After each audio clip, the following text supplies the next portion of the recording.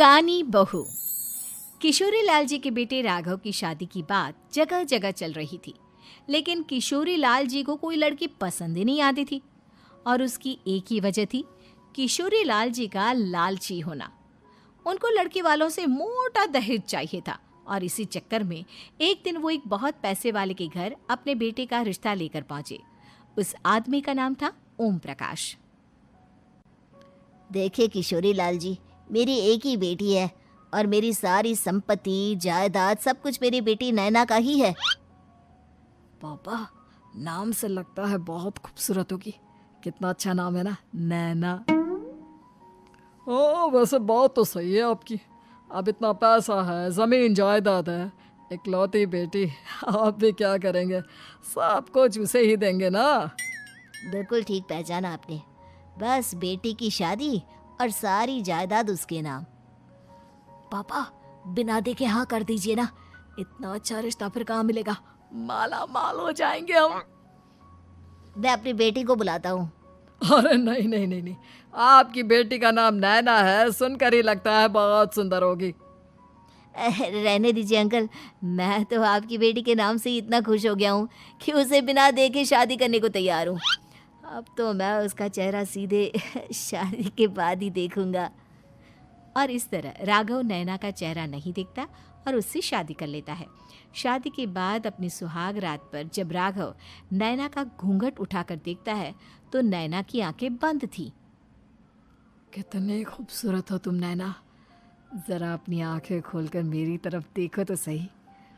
नहीं, मुझे शर्म आती है।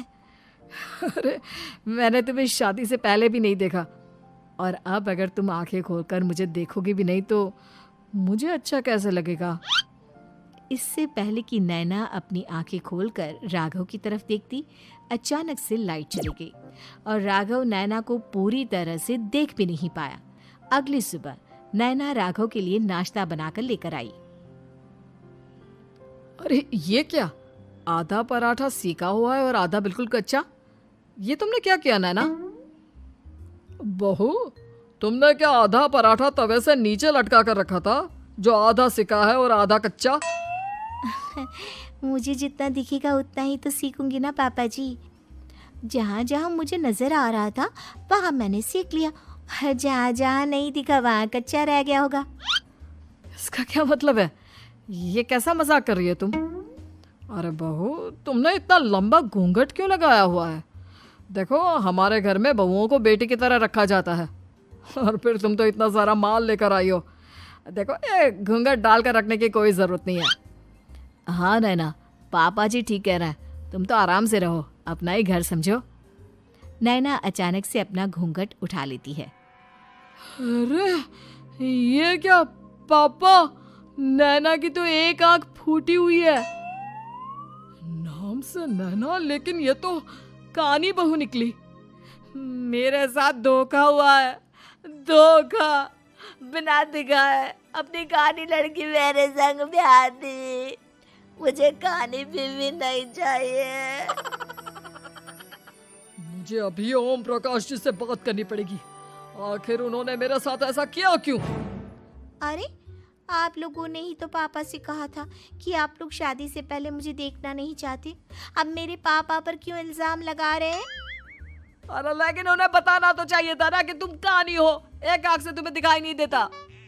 किशोरी लाल और राघव नाराज होकर ओम प्रकाश को अपने घर बुलाते हैं। पापा जी, ये आपने क्या किया? शादी से पहले बताया क्यों नहीं कि नैना की आंखों में परेशानी है? अरे, आप ही ने तो लड़की देखने से मना कर दिया था। अरे लेकिन आप बता तो सकते थे। आपको तो हमारी बेटी की प्रॉपर्टी चाहिए थी, वो भी पूरी की पूरी। अब क्या हुआ अगर उसे आधा दिखाई देता है?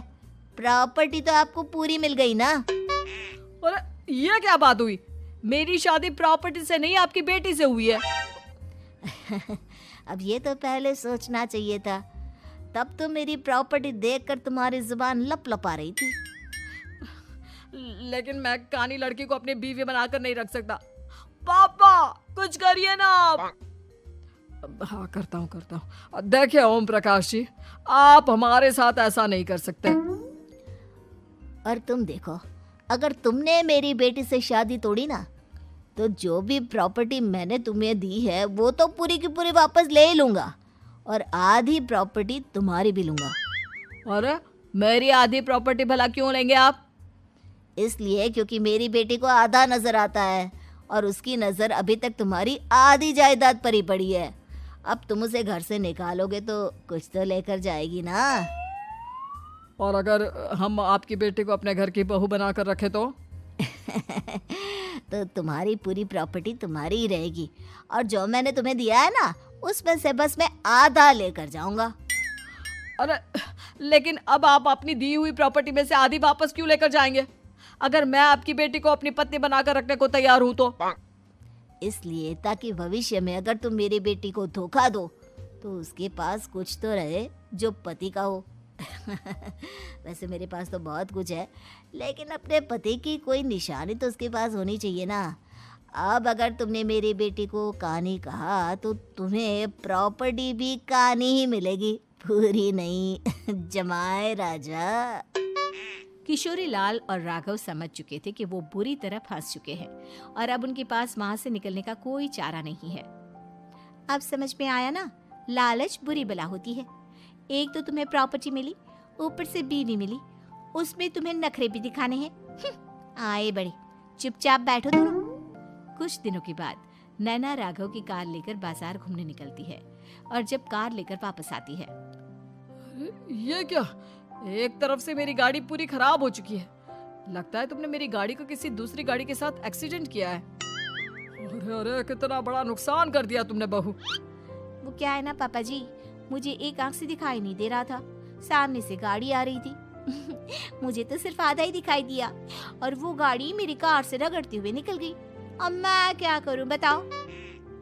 आप इसे ठीक कराने के पैसे कौन देगा? तुम्हारे पापा। तुमने मुझसे इस तरह से बात की? अभी रुको। नैना राघव की शिकायत ओम प्रकाश को कर देती है। देखो राघव, अब जो मेरी आधी प्रॉपर्टी तुम्हारे पास थी ना, उसमें से आधी और मैं लेकर जाऊंगा, क्योंकि तुमने मेरी बेटी को डांटा। अरे नहीं नहीं पापा जी, गलती हो गई, माफ कर दो। गलती की तो कोई गुंजाइश ही नहीं। अगली बार मेरी बेटी को डांटा तो बची हुई आधी में से आधी और ले जाऊंगा। लालच के चक्कर में हम दोनों ने बहुत बड़ी गलती कर दी बेटा। एक तो तुम्हें कानी बहू मिली और ऊपर से जो माल मिला वो भी काना।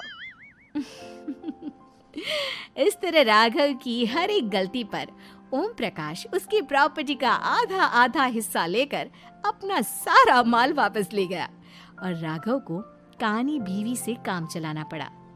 भाई लालच वाकई में बुरी बला है।